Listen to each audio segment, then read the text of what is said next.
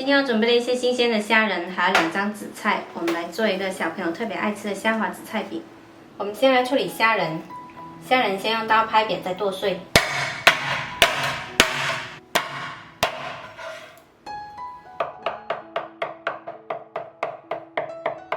虾滑我们尽量给它剁得细腻一些，然后我们来调一下味，加入1个蛋清，少许盐，一点点胡椒粉，再来1小勺淀粉，朝一个方向搅拌上劲。搅上劲后再摔打一下，这样吃着更 Q。做好的虾滑，我们把它铺在紫菜上面，铺薄一点。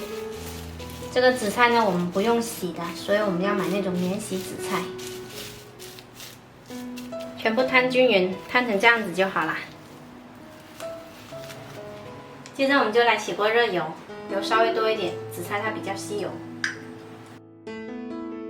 然后把我们做好的紫菜虾滑的这一面放进来煎，注意火不要太大，用中小火。煎到紫菜我们看得到它有点胖的时候呢，我们给它翻个面，然后在上面撒点葱花。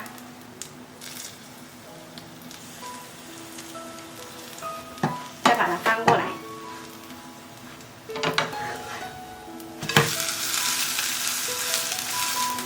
翻过来再煎个15秒，就翻回来，这样子就可以出锅啦。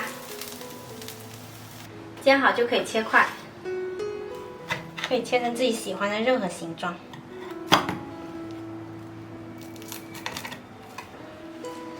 这是一道特别适合小朋友吃的紫菜虾滑饼。做法很简单，紫菜吃起来酥脆，虾滑吃起来鲜香，喜欢的朋友可以试一下哦。